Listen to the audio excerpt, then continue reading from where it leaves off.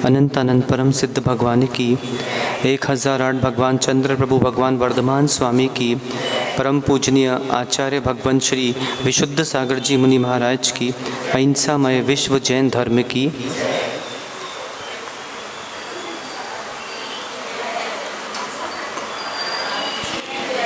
विषय चल रहा है छंद शास्त्र, जो कि शब्दागम के अंतर्गत यह विषय आता है। बिना शब्दागम के ना तर्कागम है ना परमागम है।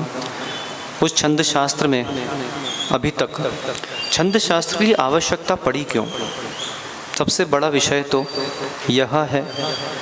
छंद शास्त्र की आवश्यकता इसलिए पड़ी क्योंकि जब साहित्य का विषय आता है उसमें एक होता है गद्य और दूसरा गद्य पढ़ते हैं तो गद्य पढ़ते समय इतनी विशुद्धि का प्रवाह होता नहीं। क्यों नहीं होता? क्योंकि उसमें लय नहीं है। जीवन में सबसे महत्वपूर्ण विषय है लय। कुछ करो। इस कक्षा में कोई ऐसा कक्षा का कोई ऐसा प्रबंधक बन सकता है क्या कि मेरे आने से पहले ये सब कुछ व्यवस्थित कर दे? स्वेच्छा से बता दो मुझे कौन बन सकता है कोई? विचार करो और पूछता मैं आपसे। बहुत गंभीर विषय है वो, उसमें समय जाता है। तो लय की आवश्यकता क्यों पड़ी? लय की आवश्यकता इसलिए पड़ी कि जहाँ जहाँ लय नहीं है वहाँ वहाँ आनंद नहीं है। लय अर्थात क्या? हाँ, लय अर्थात ये कहा मैंने, ये लय, ये लय, लय अर्थात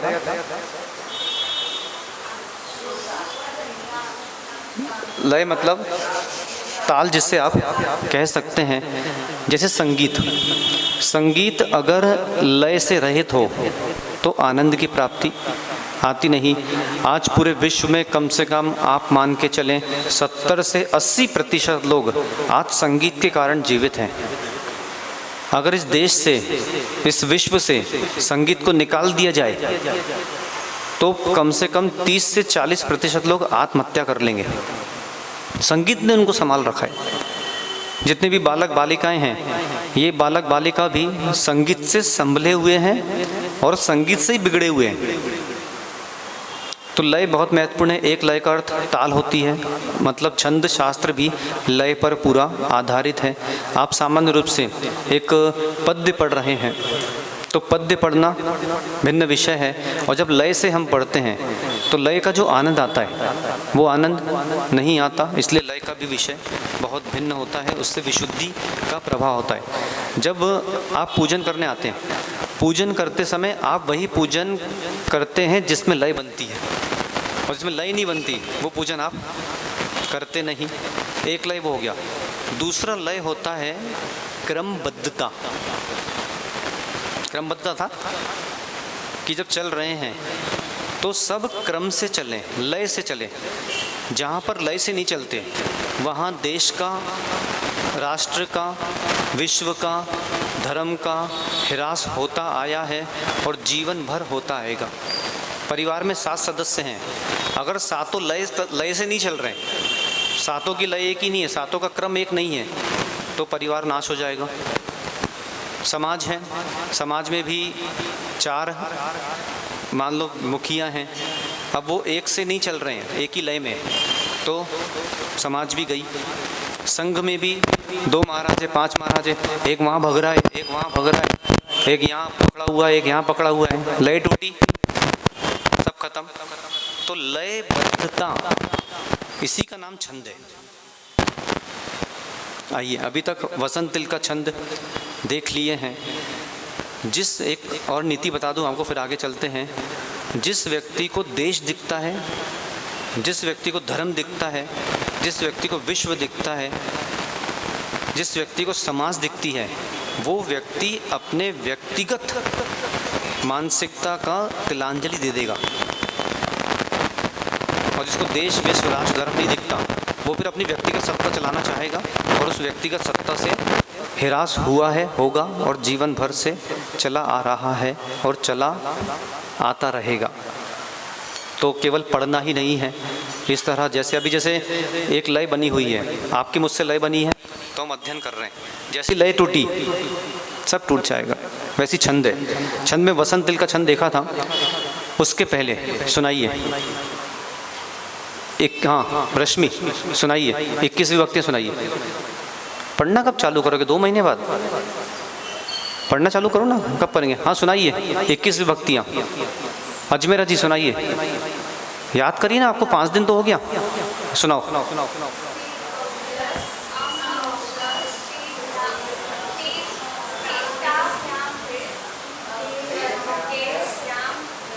हाँ हाँ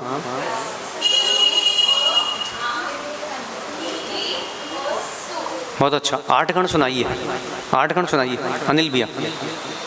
8 गण कौन से होते हैं?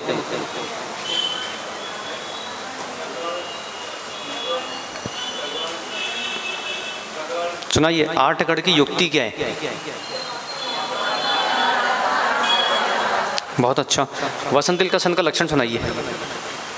हाँ आपसे ही पूछ रहा, वसंत तिल का लक्षण क्या है? सुनाइए। ये इनका नाम मंजू जी क्या नाम है? हाँ वसंत तिल का लक्षण क्या है? देखिए यहाँ पे मुझे ये कक्षा चल रही है, प्रवचन नहीं, इसलिए मुझे नाम लेना होगा आपका। हाँ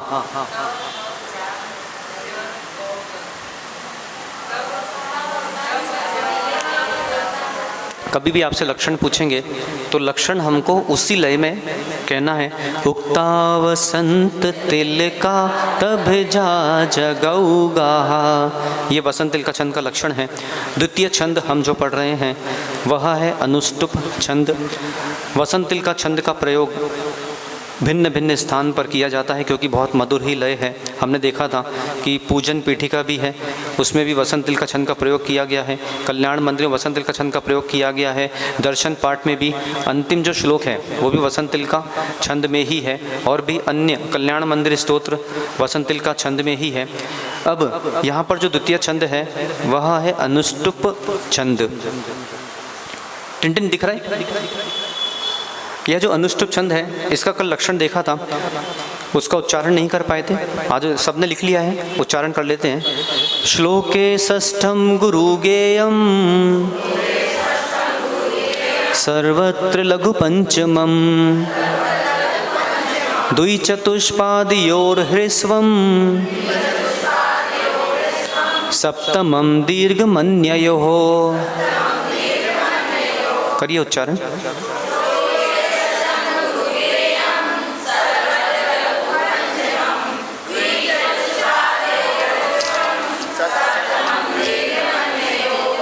इसका अर्थ हमको समझना था। श्लोके षष्ठम गुरु गेयम, श्लोक में छठवां जो अक्षर है उससे गुरु जानना चाहिए है। देखिए मैंने यहाँ पर एक लघु तालिका बनाई है जो कि बहुत ही महत्वपूर्ण है और बहुत ही स्पष्ट यह उद्घाटित कर रही है कि इसका लक्षण क्या है। अनुष्टुप छंद जो होता है वो केवल, पहले एक बार इसकी संख्या करते हैं फिर देखते हैं अनुष्टुप छंद में कितने अक्षर होते हैं। करिए जरा। आधा शाह है, नहीं गिनेंगे। लो 1 2 3 4 5 6 7 8। आगे के चरण देखिए। 1 2 3 4 5 6 7 8। ये जो माँ है आधा है, आधे को हम अर्धमात्रीय कहते हैं, लेकिन प्रारंभिक कक्षा चल रही है इसलिए मैं आधा आधा कह रहा हूँ। अर्धमात्रीय आप समझ जाइएगा। मैं जैसे मैंने कहा अर्धमात्रीय माँ मतलब आप समझ जाओ आधा माँ, ठीक है। कहीं पर आप ऐसा लिख लीजिए, ऐसा लिख लो अर्धमात्रीय, अर्धमात्रीय बराबर आधा,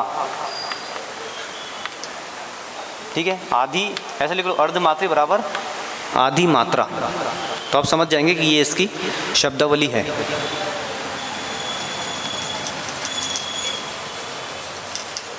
चलिए 8 हो गए। यहाँ देखिए 1 2 3 4 5 6 7 8।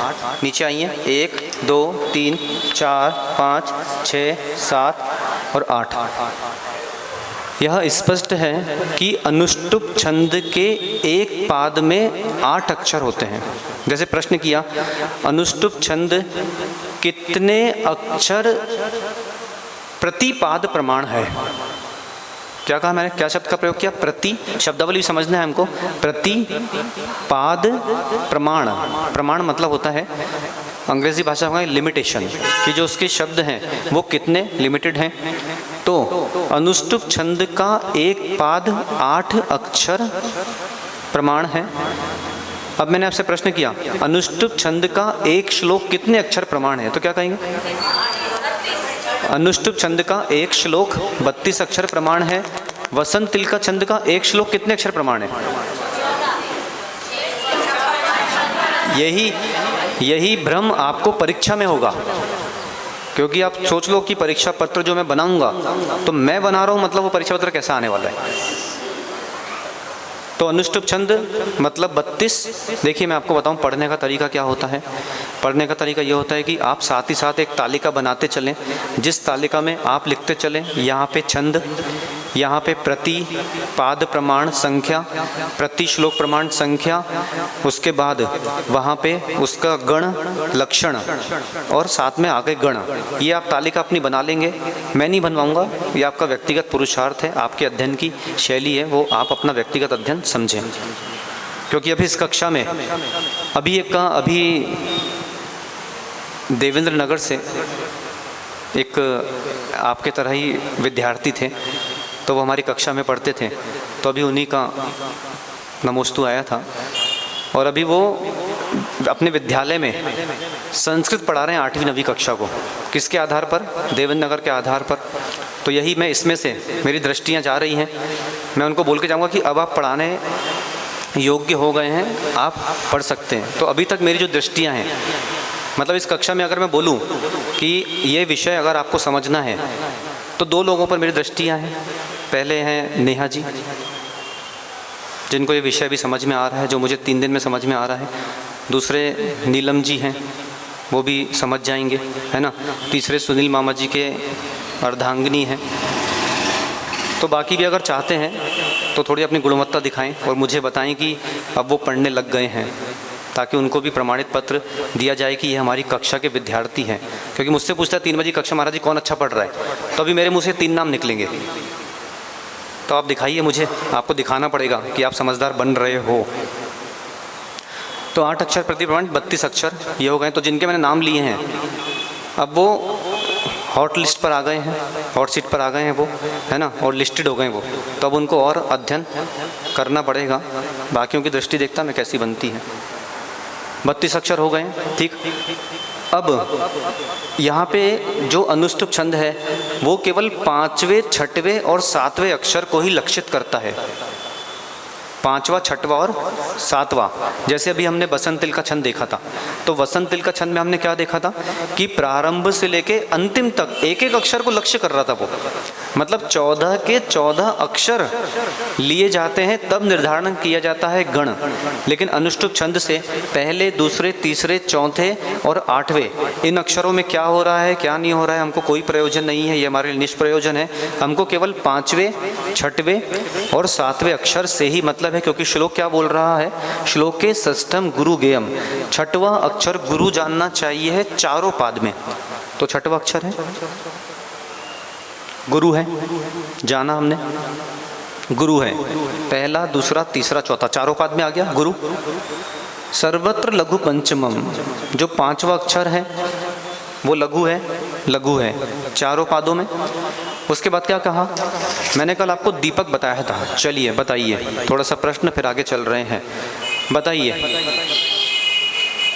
हाँ पांड्या जी, अंत दीपक के 2 उदाहरण बताइए।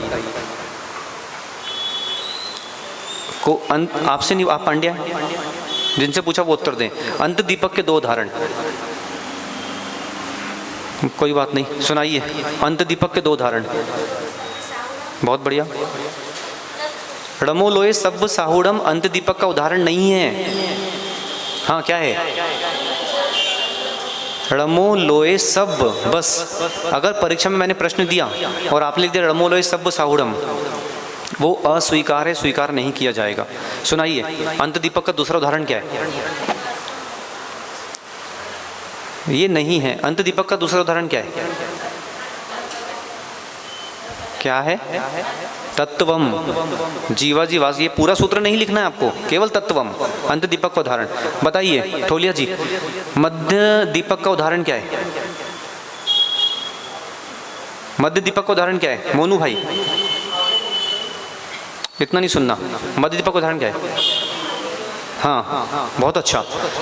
मध्य दीपक का उदाहरण निवृत्ति मही और भावों कल देखा था, 2 उदाहरण। आदि दीपक का उदाहरण बताइए। आदि दीपक का उदाहरण क्या है? सम्यक और 2 उदाहरण देखे थे, दोनों में सम्यक शब्द आया था। और भी आदि दीपक के उदाहरण अभी मैं आपको बताता हूँ। तो यहाँ पे जो सप्तमम है, सप्तमम कौन सा दीपक है? देखिए मेरे प्रश्न आप झेल नहीं पाओगे, मैं ऐसा प्रश्न करूंगा, अनुष्टुप छंद में श्लोक में सप्तमम शब्द आया है, वो कौन सा दीपक है? ये मेरा प्रश्न बन गया।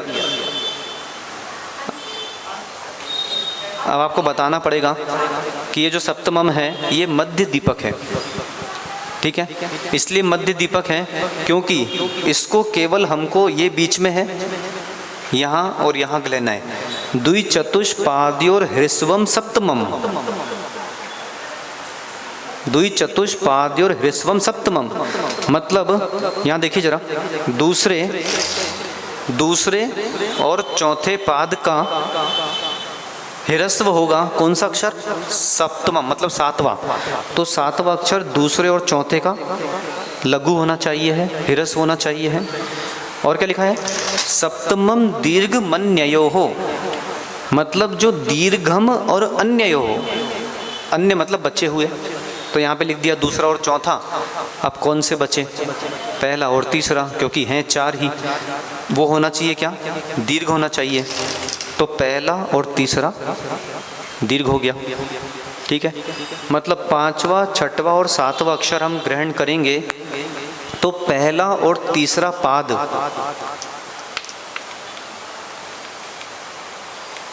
पहला और तीसरा जो पाद है उसमें बनेगा लघु गुरु गुरु, ये बनना चाहिए, तभी अनुष्टुप छंद होगा। और दूसरा और चौथा पाद है उसमें बनना चाहिए लघु गुरु लघु। तो लघु गुरु गुरु य माता, देखिए वहाँ पे दिख रहा है यगण, और लघु गुरु लघु ज भान, जगड़ दिख रहा है आपको, है ना? तो ये क्या है? ये गण है। तो यहाँ पे ये बन गया य माता और ये बन गया नहीं, जभान तो बना है यहाँ पे।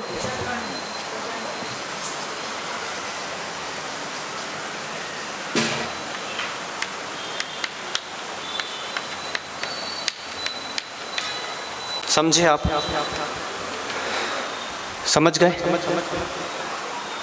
आप में से अब धीरे धीरे सबके सर दुखना चालू होंगे और अब आप विचार करने लग गए होंगे कि हम कल से अब नहीं आएंगे। ऐसे भी लोग यहाँ पे बैठे हुए हैं। तो जो नहीं आना चाहता, नहीं विद्वान बनना चाहता, कोई बात नहीं, उसको अगले चातुर्मास के लिए हमारा भरपूर आशीर्वाद है कि यहाँ नहीं पढ़ पाए तो अगले चातुर्मास में आप अध्ययन कीजिए, पर कीजिए, क्योंकि जब अगले भव में आप जाएंगे तो यही ज्ञान आपको साथ में ले जाना होगा, जिससे वहाँ पर आपको इतना पुरुषार्थ नहीं करना पड़े। 2-3 लोग के सर दुखते दिखते भी हैं मुझे। कितना मतलब उनका ऐसा लगता है कि जैसे 10,000 कुंटल का कोई भार रख दिया हो। अब देखिए कैसे इसका मिलान करना है। मात्राएं देखें, चलिए। आधे शाह की मात्रा कितनी है? ग्रहण करते ही नहीं है। लो, लो मतलब गुरु, के गुरु। अब आपको मुझे बोलना चाहिए, बोले महाराज जी जब इस गण में 5वें, 6वें और 7वें अक्षर को लक्षित किया गया है तो शुरू से मात्रा करने का मतलब क्या है? बोलना चाहिए ना आपको मुझे, है ना? तो कोई मतलब नहीं है। क्यों मतलब नहीं है? क्योंकि यहाँ पे मैंने आपको पहले ही बता दिया कि 5वें, 6वें, 7वें अक्षर से मतलब बाकी कहाँ क्या हो रहा है उससे हमको कोई प्रयोजन नहीं। तो 5वें पे आते सीधा। 5वां गु, गु लघु है, छोटा, तो ये बन गया लघु। 5वां घु, घु क्या है? लघु।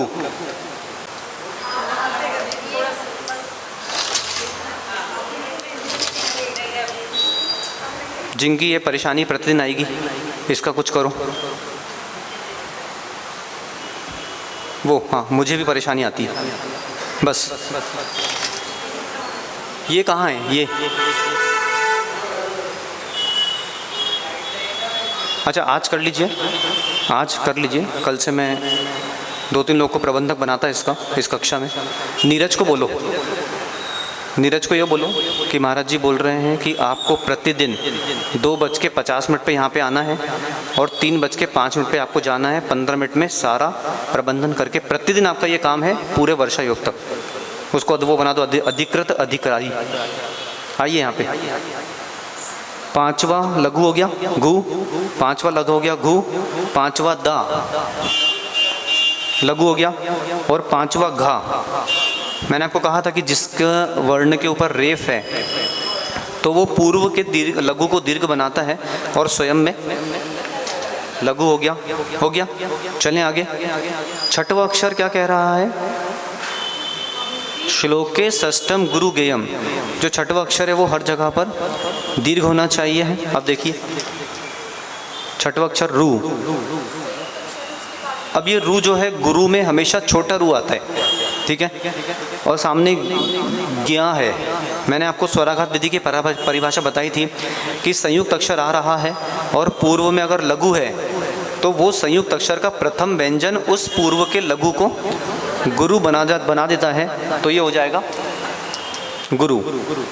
जैसे ये ज्ञा दिख रहा है आपको, तो यहाँ पर इस ज्ञा का अगर संधि विच्छेद करें, ज्ञा कैसे बनेगा? अर्धमात्रीय ज, गानीय यानी य, इसका उच्चारण क ख ग घ ग, च छ ज झ य। तो जो च वर्ग वाले जो हैं इनका उच्चारण स्थान तालु है। अभी हम जब संधि प्रकरण पढ़ेंगे, संधि प्रकरण पढ़ने में स्वर संधि प्रकरण जब पढ़ेंगे तो उसमें सारे उच्चारण स्थान देखेंगे कि का कहाँ से निकलता है, च कहाँ से निकलता है। आप जब च वर्ग बोलेंगे, च छ ज झ य, तो जीवा ऊपर टकराती है। तो इनके अलग अलग स्थान निश्चित। जैसे आप बोलते हैं ट, तो जीवा का अग्रभाग मुड़ेगा और फिर ऊपर टकराता है। ट ठ ड ढ ण, तो इनको इकट्ठा रख दिया गया है कि भाई आप सब मूर्धन वाले हो तो एक जगह रहो, आप कंठ वाले हो एक जगह रहो, आप तालु वाले हो एक जगह रहो, आप नासिका वाले हो आप एक जगह रहो, आप ओष्ठ वाले हो आप एक जगह रहो। इस हिसाब से वर्ग आधारित होते हैं। ते वर्गा पंच पंच पंच, यह कातंत्र रूपमाला का 11वें क्रमांक का सूत्र है, वो भी हम पढ़ेंगे बाद में। अभी अर्धमात्रीय ज, अर्धमात्रीय य और अर्ध और आ, इससे ज्ञा का निर्माण होता है। एक सूत्र है जयों और ज्ञाहा, वो भी बाद में देखेंगे। तो आप बोलते हैं ज्ञानी। अब हमारे यहाँ कई प्रतिष्ठाचार्य जी आते हैं तो आपको बोलते मिलते हैं ज्ञानी, तो हम बोलते गलत उच्चारण कर रहा है, जबकि व्याकरण की दृष्टि से इसका उच्चारण ज्ञा है ही नहीं। समझ रहे हैं आप बोलते हैं ज्ञानी ज्ञानी ज्ञानी, तो ज्ञानी इसका व्याकरण की दृष्टि से उच्चारण नहीं है, इसका व्याकरण की दृष्टि से उच्चारण है ज्ञानी, केवल ज्ञान। आप क्या बोलते हो? केवल ज्ञान। तो आप उसको केवलग कर देते हो, गा कर देते हो, तो गा कैसे होगा? क्योंकि यहाँ पर प्रथम व्यंजन तो जा है, तो जा होना चाहिए, तो वैसे ही ये बन जाएगा। अब अगर इसका उच्चारण करें, श्लोके षष्ठम गुरुज्येयम, अभी हमने क्या पढ़ा था? श्लोके षष्ठम गुरु गेयम, ये पढ़ा था, लेकिन इसका उच्चारण सम्यक क्या है? श्लोके षष्ठम गुरु जेयम सर्वत्र लघु पंचमम। ठीक है, तो जब ये जा यहाँ पर आएगा अर्धमात्रीय, इस जा ने इस रू को गुरु बना दिया। हमने नियम भी लिखा था रघु गुरु के नियम में। और देखें छठवां अक्षर गुरु होना चाहिए, इसका छठवां अक्षर क्या है? पा है, सामने आधा या है तो इसके कारण ये गुरु हो गया। इसका छठवां अक्षर क्या है? यो, तो यो जो होते हैं वो अपने आप में ही गुरु है, ये गुरु हो गया। इसका छठवां अक्षर क्या है? म, मन, मन, मन, गुरु हो गया। तो यह भी जो हमारे पास निर्देश दिए गए थे उस निर्देश का पालन हो गया। अब क्या कह रहे हैं, दूई चतुष्पाद्योर ह्रस्वम सप्तमम। दूसरा पाद कौन सा है, ये है, और चौथा पाद कौन सा है, ये है। तो दूसरे का और चौथे का सातवां अक्षर क्या होना चाहिए, ह्रस्व, मतलब छोटा होना चाहिए, मतलब लघु होना चाहिए है। तो दूसरे का सातवां अक्षर क्या है, च, लघु है। और चौथे का सातवां अक्षर क्या है, या, लघु है। हो गया। अब आइए, सप्तमम दीर्घ मन्ययो, मतलब जो बचा हुआ है पहला और तीसरा। तो ये पहला, ये तीसरा है। तो पहले का सातवां अक्षर गे क्या होना चाहिए, दीर्घ। दिख रहा है वहाँ पे, सातवां दीर्घ होना चाहिए पहले और तीसरे में। तो पहले का सातवां दीर्घ है, तीसरा क्या है, यहाँ पे देखिए सातवां हिरस, हिरस दीर्घ हो गया। नहीं, रेफ से मतलब नहीं, रेफ तो यो को दीर्घ बनाएगा और यो तो पहले से दीर्घ है, तो रेफ नहीं लेना है। अब बचा हिरा, तो हिरा जो है संयुक्त अक्षर है, तो वो लघु था, लेकिन हिरस तो उसने उसको गुरु बना दिया है। अब यहाँ पे चौथा, पहला हो गया, दूसरा हो गया, चौथा हो गया, पहला हो गया, तीसरा हो गया, तीसरे में हिरस हो गया ये, ठीक है। और यहाँ पर ये बन गया। अब देखिए ये बना यहाँ पर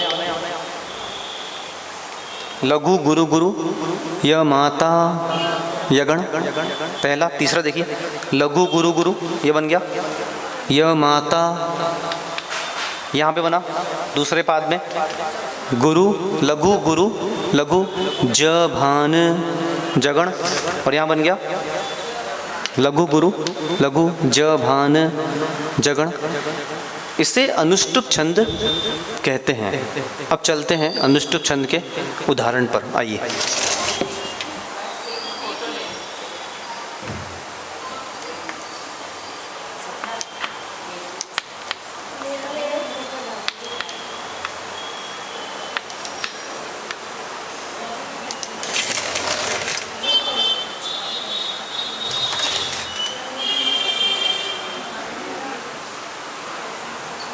ये अनुष्टुप छंद का लक्षण इस तरह मिलान खाता है।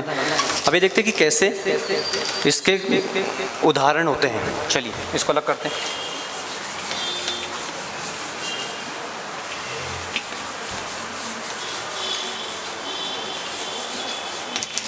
अनुष्टुप छंद का सबसे प्रसिद्ध जो स्तोत्र है वो कौन सा है? अच्छा, ईमानदारी साहब से एक प्रश्न पूछूंगा, ईमानदारी से बताएंगे आप? वैसे मैंने देखा है कि नारियों से ईमानदार और संसार में कोई होता नहीं, तो आप में से ईमानदारी से कितने लोग हैं जिनका वास्तविकता में सर दुख रहा है? मतलब किसी का नहीं दुख रहा है, ठीक है। अच्छा, आप में से कितने लोग हैं जो ये भूमिका बना रहे हैं कि अब हमको इस कक्षा में नहीं आना है, हम घर पे ही अच्छे हैं? ठीक है, देखता मैं और रुकता 3-4-5 दिन, समझ में आएगा।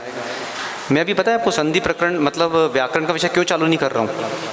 इसलिए चालू नहीं कर रहा हूँ क्योंकि व्याकरण के विषय तक आते आते हमको कम से कम 20 से 25 दिन हो जाएगा। तो उस 20-25 दिन में फिल्ट्रेशन हो जाएगा, मतलब लोग छन जाएंगे, और जो बचेंगे वो बचेंगे एकदम अपने काम के लोग। तो इसलिए मैं देख रहा कि कौन से काम के लोग बचते हैं, वो मुझसे उनकी खोज है। चलिए बताइए, अनुष्टुप छंद का सबसे प्रसिद्ध स्तोत्र कौन सा है जो सबसे अधिक पढ़ा जाता है? दर्शनम देव देवस्य। अब जैसे कैसे चलता है ये? सबसे पहले क्या बना?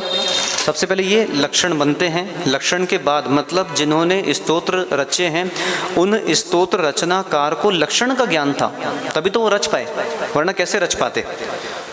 श्लोके षष्ठम गुरु गेयम दर्शनम देव देवस्य सर्वत्र लघु पंचमम दर्शनम पापनाशनम द्विचतुष्पादयोर्ह्रस्वम दर्शनम स्वर्ग सोपानम सप्तमम दीर्घ मन्ययो दर्शनम मोक्ष साधनम। चलिए लिखिए इसको।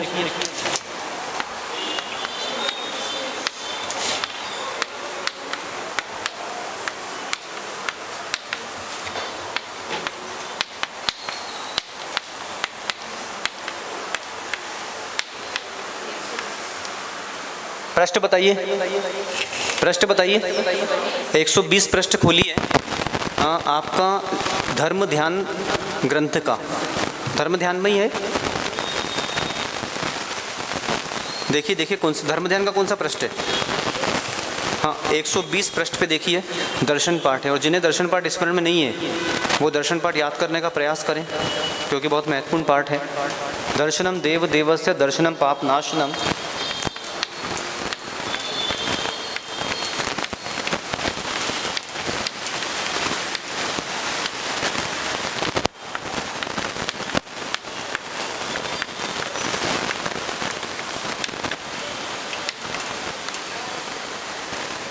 चलिए लिखिए इसे। दर्शनम मोक्ष साधनम।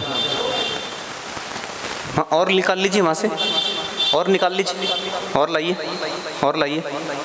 जितनी है सब निकालिए। पीछे भी रखी हुई है, वहाँ से भी निकालिए, उसके पीछे रखिए। दीजिए इनको। कहा था ना इनको, मानसी जी को कहा था मैंने।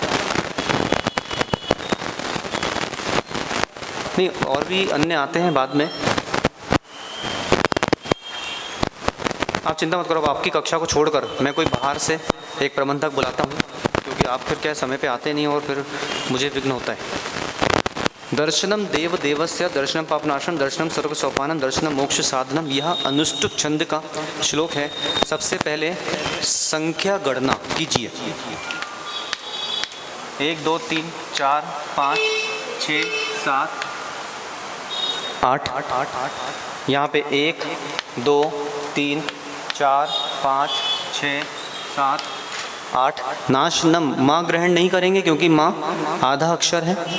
यहाँ पे दर्शनम 1 2 3 4 5 6 7 8।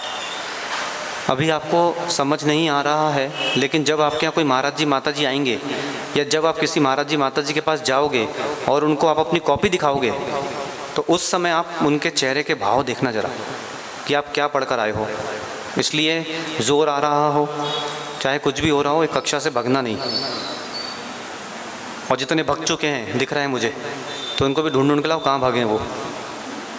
नीचे आइए। 1 2 3 4 5 6 7 और 8। तो अनुष्टुप छंद का संख्या मिलान यहाँ पर हो चुका है। 8 अक्षर हैं। आइए अब क्या कह रहे हैं। अनुष्टुप छंद में हमको केवल 5वां 6वां और 7वां अक्षर ही ग्रहण करना है, बाकी से कोई मतलब नहीं है। तो क्या कह रहा है छंद लक्षण हमारा। श्लोके षष्ठम गुरु गेयम। श्लोक में 6वां अक्षर गुरु जानना चाहिए, तो 6वें अक्षर पे आते सबसे पहले दे। गुरु है,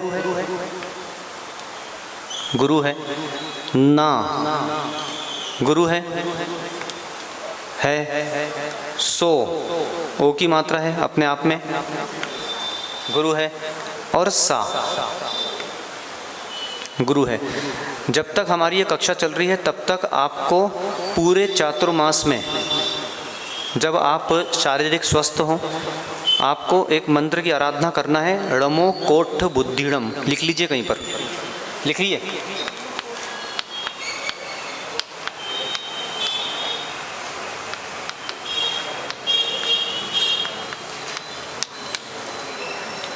णमो कोट्ठ बुद्धिड़म। इसकी आपको एक माला फेरना है। अगर आप चाहते हो जो ज्ञान में दे रहा हूँ ये ज्ञान आपके ज्ञान में झलके, तो ईमानदारी से श्रद्धा पूर्वक इसको आप णमो कोट्ठ बुद्धिड़म।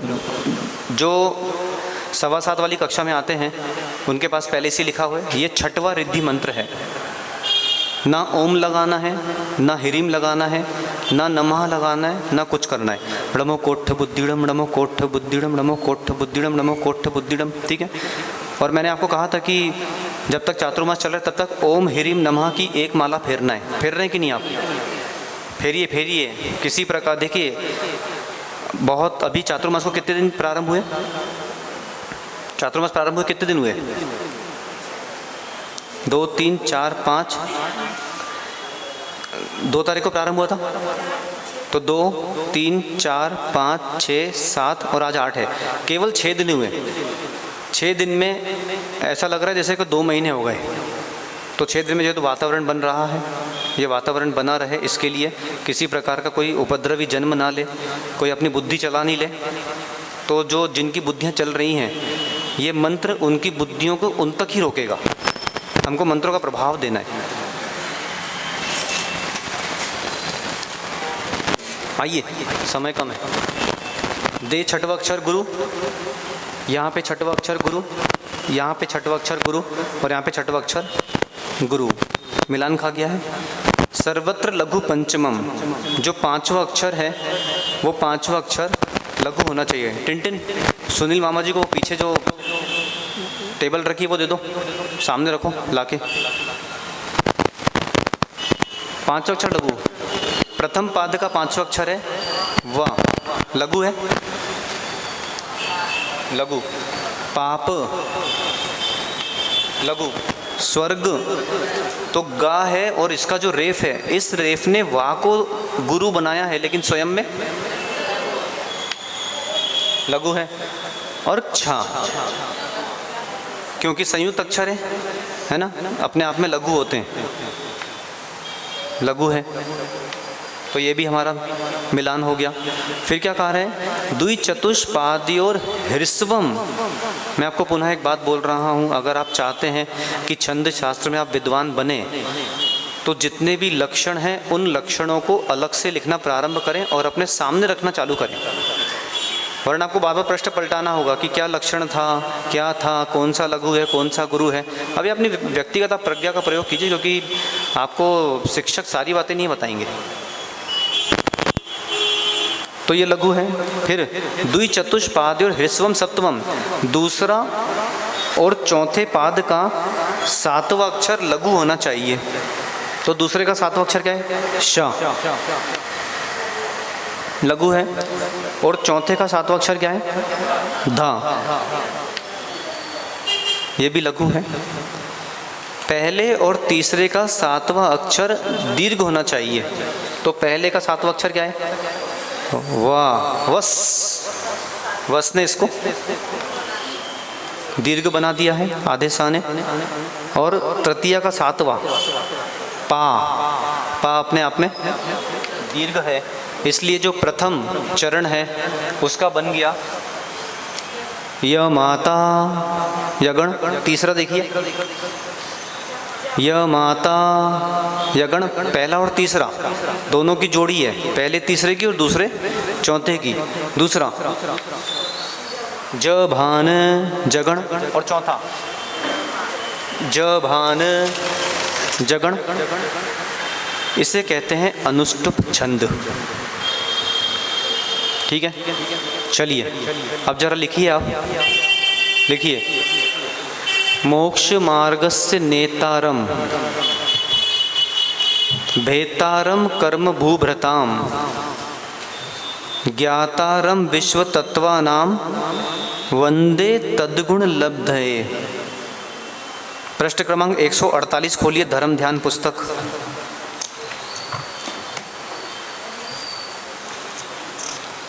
एक 150 में 2 कम। देखिए वहाँ पे ऊपर क्या लिखा हुआ है, सबसे ऊपर तत्वार सूत्रम के बाद क्या लिखा है, वही ये पढ़ रहे हैं हम। अब आपको आनंद आएगा मेरे जाने के बाद, जब आप ग्रंथ उठाया करोगे, छंद वहाँ पे मिला करेंगे, अरे बोले ये तो हमको आता है। देखिए, करिए जरा।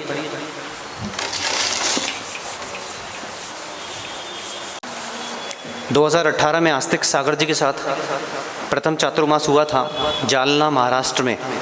फिर जालना से हम गए थे बोकरदन, बोकरदन से सिल्लोड़, सिल्लोड़ से पिंपड़गांव हरेश्वर, पिंपड़गांव हरेश्वर से हम गए थे सिंदूरनी। तो आज गोंदिया में सिंदूरनी के ये सभी महाराष्ट्र से श्रावक आए हैं आपके जिनालय के दर्शन करने के लिए।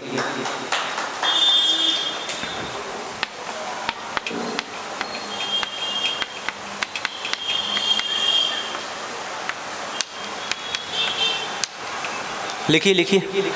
अच्छा, जब आप लिखते हैं तो थोड़ा अंतराल दीजिएगा, क्योंकि आपको वर्ण गणना भी करना है और साथ ही साथ आपको गण मिलान भी करना है, तो उतना स्थान चाहिए है।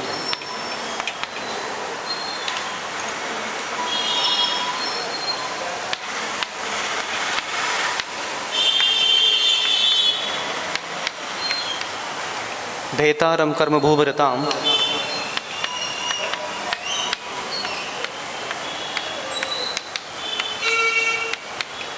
ज्ञातारम विश्व तत्वानाम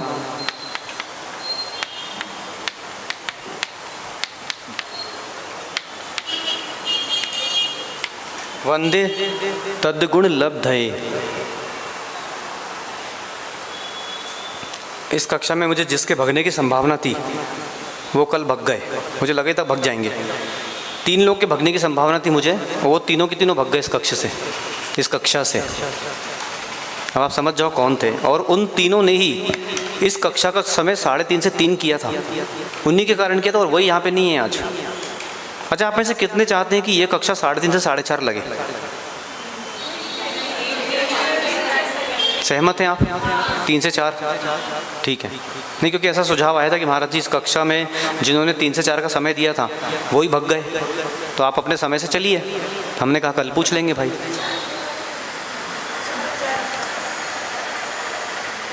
चलिए गण मिलान कीजिए। पहले संख्या 1 2 3 4 5 6 7 8। 1 2 3 4 5 6 7 8। 1 2 3 4 5 6 7 8। 1 2 3 4 5 6 7 8। शेंद्रुनी में कभी कक्षा लगी क्या ये व्याकरण की, छंद शास्त्र की? नहीं लगी? ठीक है, कभी आएंगे तो लगाएंगे, पढ़ेंगे कभी। ठीक है, बहुत आवश्यक विषय है, क्योंकि जब तक आपको प्रारंभ का जड़ ज्ञान नहीं है तब तक आगे कैसे बढ़ रहे हैं आप। अब देखिए 5वां 6वां और 7वां अक्षर ग्रहण करना है, तो सबसे पहले 5वां अक्षर ग्रहण करें। या लघु, माँ कर्म लिखा है तो माँ लघु, वाह लघु, और गुण का णा लघु। सर्वत्र लघु पंचमम ये मिल गया। श्लोके षष्ठम गुरु गेयम, 6वां अक्षर जगह गुरु होना चाहिए। ने गुरु है, भू गुरु है, तत् तत् गुरु है, लब गुरु है। दूसरे और चौथे पाद का 7वां अक्षर लघु होना चाहिए है, तो 7वां अक्षर भूभ्रताम, तो भ्र लघु है। नीचे लिखिए, नीचे लिखिए, री वाले वर्ण हमेशा लघु होंगे। ये जो बना है, ये जो बना है नीचे दिख रहा है आपको, ये पता है क्या है? ये है ना? री वाले वर्ण हमेशा लघु होंगे।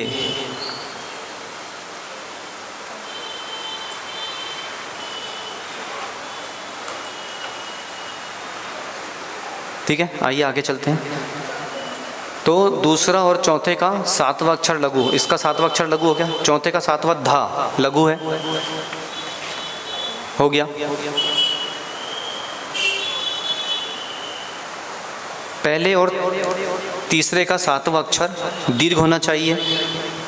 पहले और तीसरे का 7वां अक्षर दीर्घ होना चाहिए, तो 7वां अक्षर क्या है?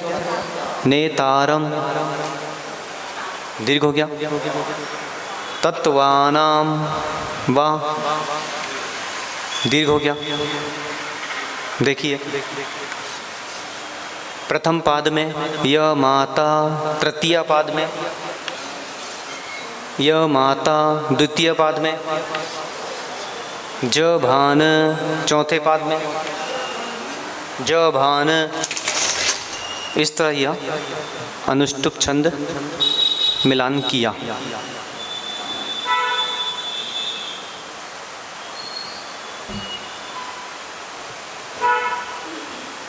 मिलान किया। चलिए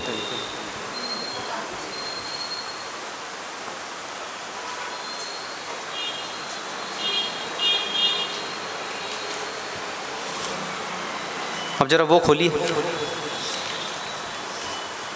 आप गंधोदक लगाते हैं क्या? आपके यहाँ जिनालय में गंधोदक लगाने की परंपरा है क्या? है। तो जब गंधोदक लगाते हैं तो उस समय लगाते समय क्या पढ़ते हैं?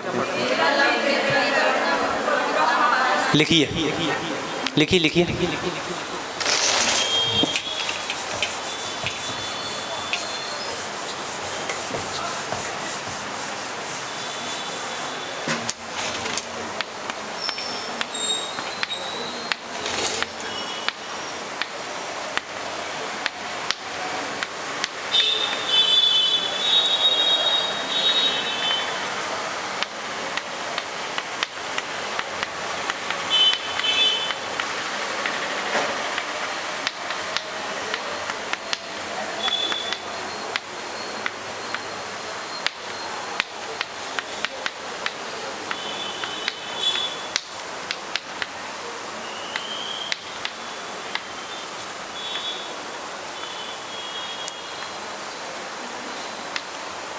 लिखिए।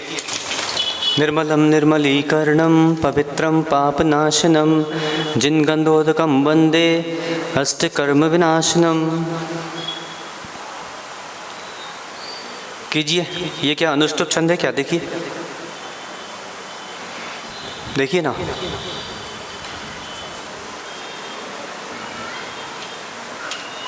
Don't look at my face, just learn from me how to win race.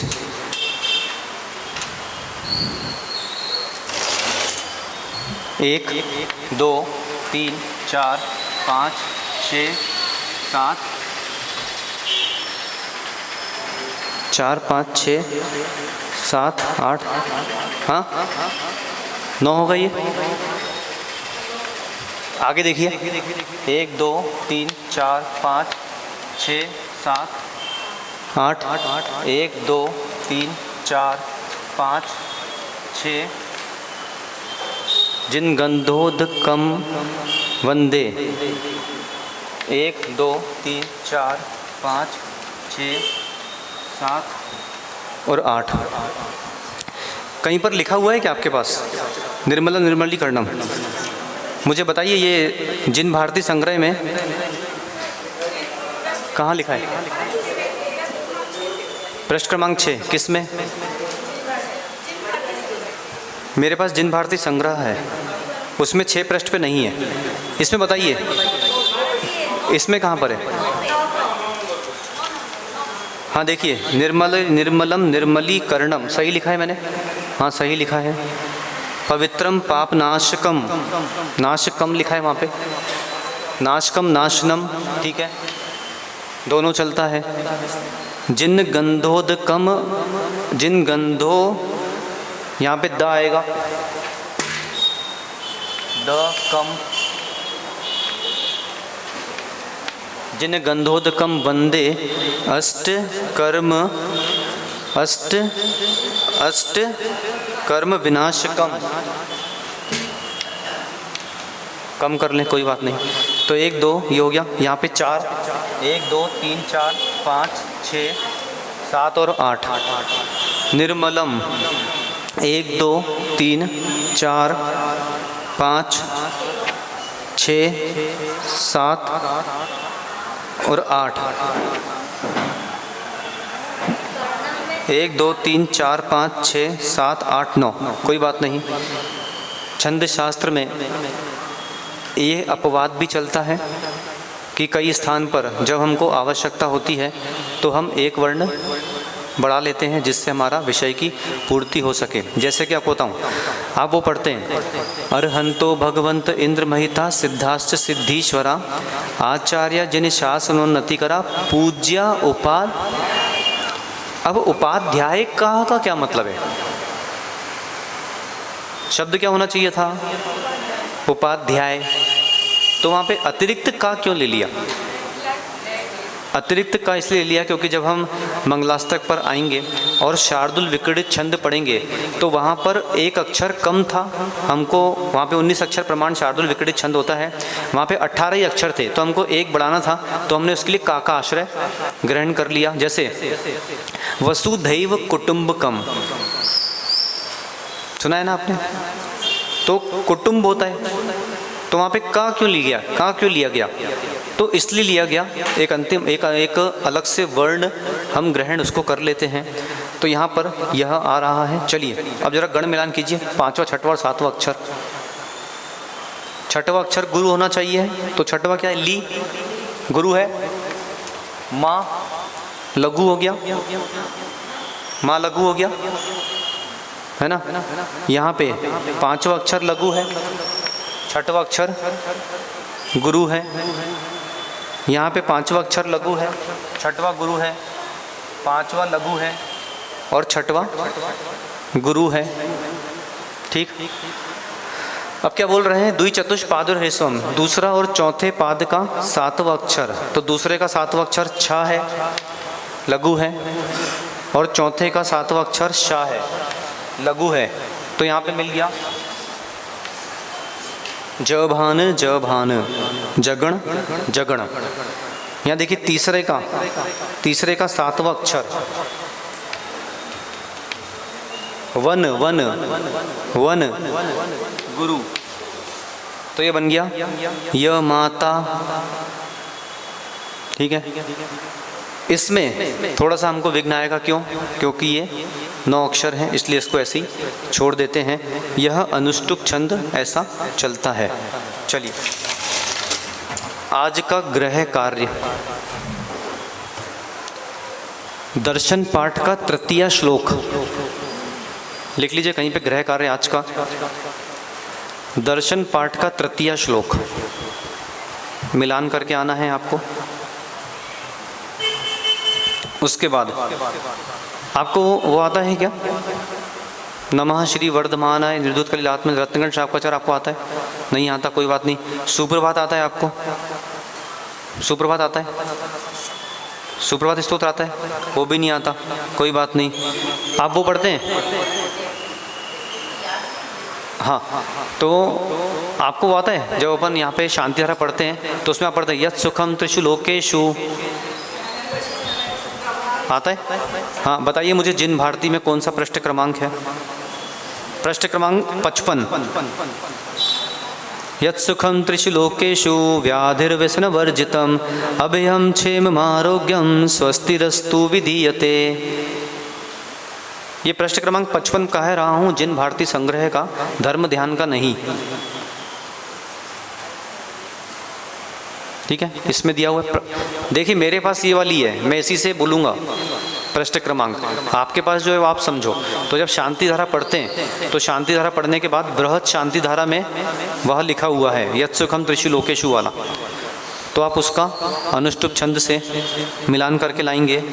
वो पढ़ते हैं आप विघ्नौघा प्रलमयांति शाकिनी भूतपन्नगहा विषम निर्विस्तयाम याति स्तूयमाने जिने। इसका गण मिलान करके लाइएगा अनुष्टुप छंद से। और कल अनुष्टुप छंद के उदाहरण देखेंगे कहाँ कहाँ पे और अनुष्टुप छंद लगते हैं। फिर हम आगे के छंदों पे अपनी दृष्टियाँ ले जाएंगे। किसकी परिभाषा? नहीं, छंद की परिभाषा यही है जो यहाँ पे लिखी हुई है कि छठवां अक्षर होना चाहिए है गुरु, पांचवा अक्षर होना चाहिए लघु, पहले और दूसरे और चौथे का सातवां अक्षर होना चाहिए लघु, और पहले और तीसरे का सातवां अक्षर होना चाहिए गुरु। ये लिखी परिभाषा नीचे, इतनी सी परिभाषा है। शेष छंद कल देखेंगे। कल का आज का नियम, आज का आपका नियम है कि आपको आज ब्रह्मचर्य व्रत का पालन करना है, केवल आज के लिए है। शेष कल ये छंद ज्ञान आप करते रहें। पुनः आपको कह रहा हूँ कि लक्षण अलग से लिख लें, ज़्यादा श्रेष्ठ है।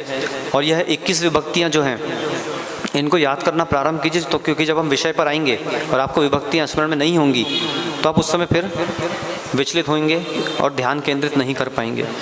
णमोर्यन्ताडं णमो सिद्धाडं णमो आयरीयाडं णमो वज्रायाडं णमो लोये सव्यसाहुडं। काय उच्चार कीजिए अंत मंगलाचरण।